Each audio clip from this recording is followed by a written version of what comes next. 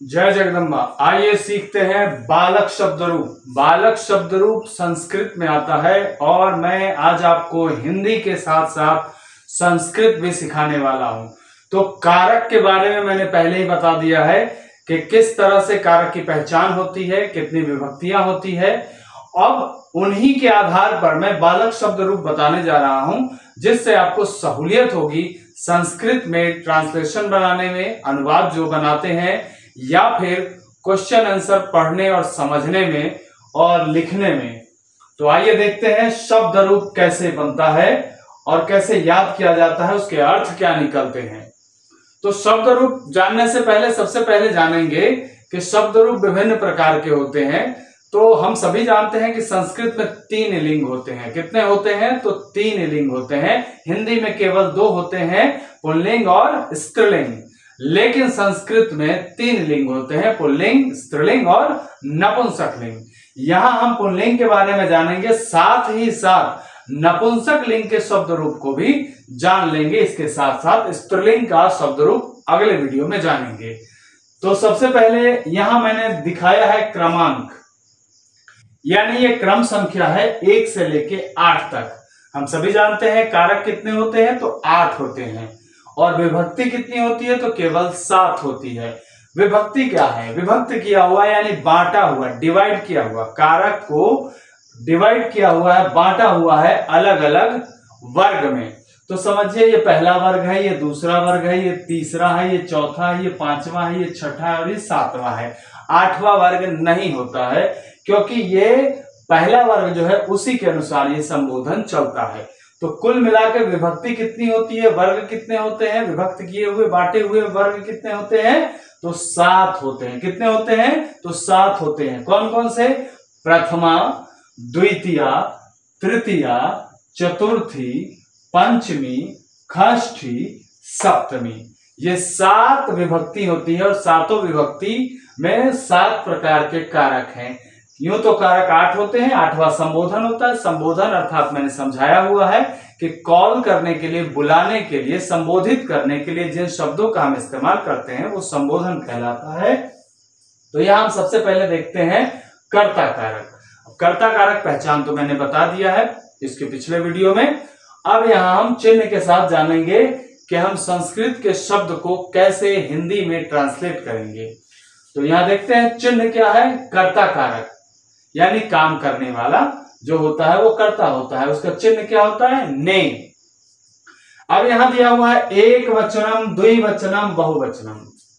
वचन यानी नंबर, हम सभी हिंदी में पढ़ते हैं नंबर, वचन। तो कितने पढ़ते हैं? 2 पढ़ते हैं, एक वचन और बहुवचन। It means singular number and plural number. यहां है एक वचनम, द्विवचनम, बहुवचनम, यानी 1, 2 और 3। 1, 2 और 3। 3 कहने का अर्थ क्या हुआ? यहाँ 1 दिया है, यहाँ 2 दिया है, यहाँ 3 दिया है। 3 का अर्थ क्या हुआ? 3 का अर्थ हुआ 2 से अधिक संख्या। कहने का अर्थ ये कि 1 की संख्या रहेगी तो एक वचन होगा, 2 की संख्या होगी तो द्विवचन होगा, और 2 से जितने भी अधिक होंगे, या 3 हो या 3 लाख हो या 3 करोड़ हो या 3 अरब हो, उससे बहस नहीं है। 2 से ऊपर जितनी भी संख्याएं होंगी वो बहुवचन कहलाएंगी। यानी बहुत सारे लोगों के लिए हम इन शब्द रूपों का इस्तेमाल कर सकते हैं। 2 लोगों के लिए हम इनका इस्तेमाल करेंगे और 1 के लिए हम इनका इस्तेमाल करेंगे। तो कैसे? तो शब्द रूप देखते हैं अर्थ के साथ। यहां पे दिया हुआ है कर्ता कारक, चिन्ह है ने। यहां दिया है बालकः, एक वचन में क्या दिया है? एक वचन में बालकः। बालकः का अर्थ क्या हुआ? बालक ने, अर्थात एक बालक ने। हम बालक ने का भी प्रयोग कर सकते हैं। पास्ट टेंस में जनरली भूतकाल में ने का प्रयोग किया जाता है। बालक ने खाया, बालक ने पढ़ा, तो इस तरह से। या डायरेक्टली जब यूज होता है कि बालक जाता है तो बालकः गच्छति। तो यहां कर्ता कारक, जाने वाला कौन है? बालक है, यानी वो कर्ता कारक हो गया। तो बालकः। अब द्विवचन में क्या है? बालकौ। बालकः, बालकौ। बालकौ यानी 2 बालक। 2 बालक यानी 2 बालकों ने। यहां चिन्ह लगाएंगे, 2 बालकों ने। अब यहां है बालका, यानी बहुत सारे बालक, यानी बहुत सारे बालकों ने, यानी सभी बालकों ने। अब यहाँ पे देखेंगे द्वितीया कर्म कारक है, कर्म का चिन्ह क्या है? को। कर्म का चिन्ह क्या है? को। तो यह दिया है बालकम, यानी बालक को, अर्थात एक बालक को। और यहां दिया है बालकौ, यानी दो बालकों को। और यहां दिया है बालकान, बालकान यानी अनेक बालकों को। फिर यहां तृतीया करण कारक है से, बालकेन।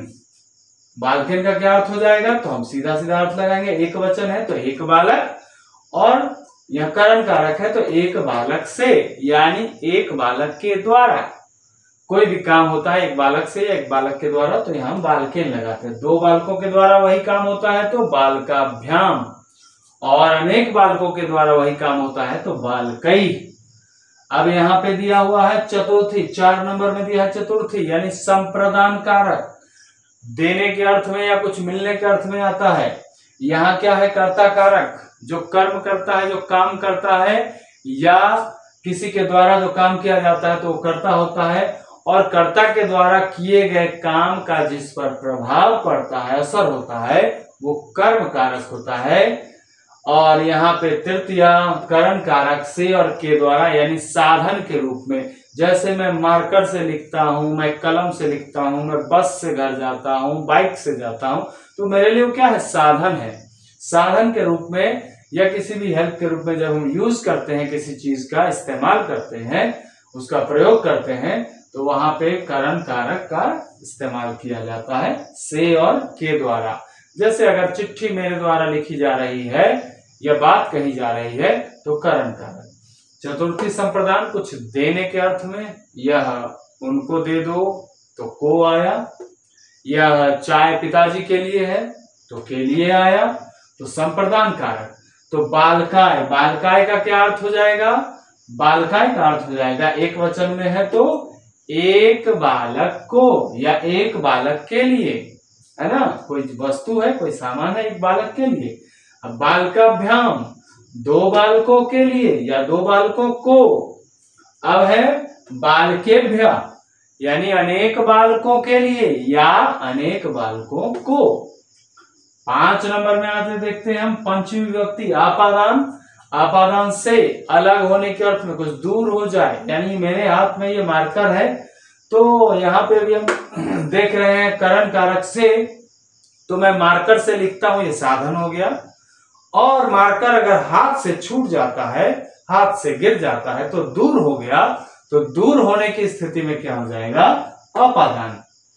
तो यहां अपादान से, तो बालकात का क्या अर्थ हो जाएगा? बालकात का अर्थ होगा एक वचन में है तो एक बालक से।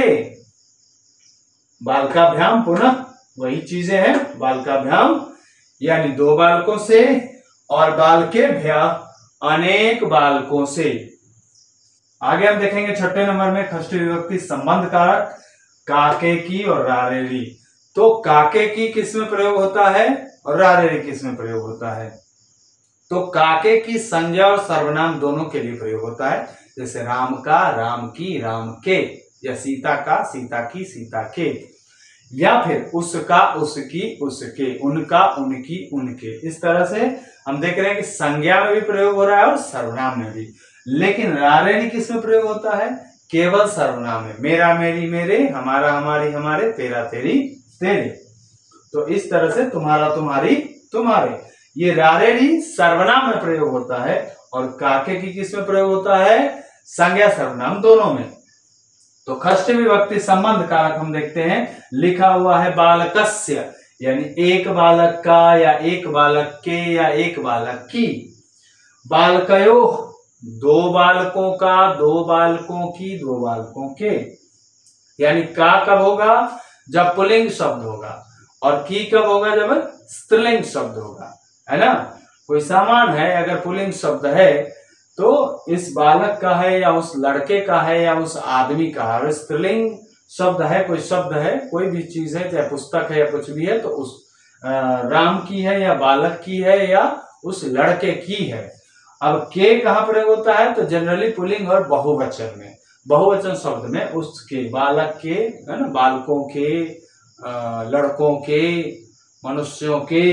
तो यहाँ का के की, तो का एक वचन पुल्लिंग में, की एक वचन स्त्रीलिंग में, और के बहुवचन में जनरली प्रयोग होता है। और की का भी प्रयोग हो जाता है अगर स्त्रीलिंग शब्द है, बहुवचन है तो भी, लेकिन जनरली के का प्रयोग किस में होता है, बहुवचन शब्द में, और ज्यादातर पुल्लिंग में।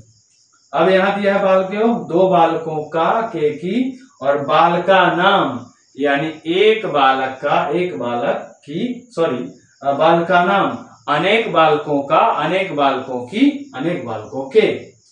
अब यहाँ देखते हैं सप्तमी विभक्ति, अधिकरण कारक में और पर। सप्तमी विभक्ति क्या दिया हुआ है, अधिकरण में पर।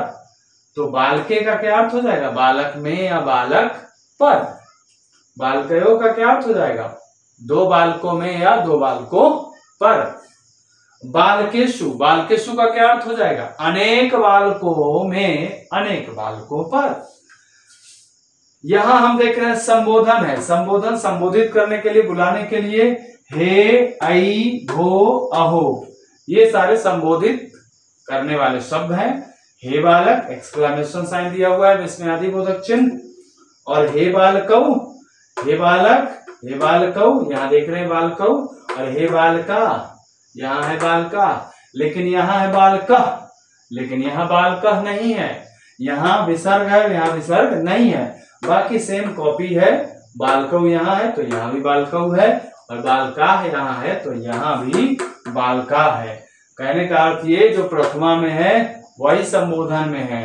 अब हम एक शब्द रूप को जब जान लेते हैं पुल्लिंग को, तो इसके आधार पर हम अनेक पुल्लिंग शब्दों के बारे में हम जान सकते हैं। अकारांत, बालकः, ये बालक शब्द रूप आकारांत हुआ, आकारांत से संबंधित हम ढेरों शब्द के बारे में जान सकते हैं। अब यहाँ बालका है, अगर रामा है, शिक्षक है, कृषक है, तो उस सब का शब्द रूप के कैसा होगा, बिल्कुल बालक शब्द रूप जैसा होगा। ठीक है। अब मैंने कहा कि इसमें अर्थ तो हमने लगा लिया, अब मैंने कहा कि हमें इसी के आधार पर नपुंसक लिंग को भी जानना है। तो नपुंसक लिंग का ध्यान रखिए, जैसे फल शब्द रूप, फल, फल नपुंसक लिंग शब्द है। हमें सिर्फ क्या ध्यान देना है, प्रथमा और द्वितीया, यानी नपुंसक लिंग शब्द में फलम, फले, फलानी, यहाँ बालका की जगह हो जाएगा फलम, यहाँ हो जाएगा फले, और यहाँ हो जाएगा फलानी। कहने का अर्थ ये हुआ कि बालका, बालको, बालका है तो यहाँ फलम, फले, फलानी हो जाएगा, पुनः यहाँ भी फलम, फले, फलानी हो जाएगा। ठीक है। जब हम सर्वनाम शब्द रूप पढ़ेंगे तो उसमें मैं मिलाऊंगा और उस आधार पे आपको साफ साफ समझ में आ जाएगा।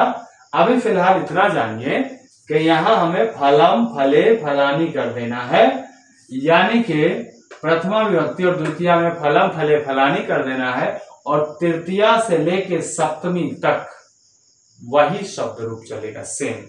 कैसे, अब यहाँ देखिए, द्वितीया तक तो मैंने कहा कि फलम, फले, फलानी चलेगा, तृतीया से लिखना है, यहाँ लिखा है बालकेन, और तो हमें क्या कर देना है, फलेन, यानी बालक शब्द रूप इतना है, बालक है, ये शब्द बालक है, इसमें क्या लगा है, एक ही मात्रा और न, तो हमें भी क्या करना है, फल लिखना है। क्या लिखना है, फल लिखना है, और फल लिखने के बाद क्या करना है, एक ही मात्रा और न दे देना है, तो हो गया फलेन।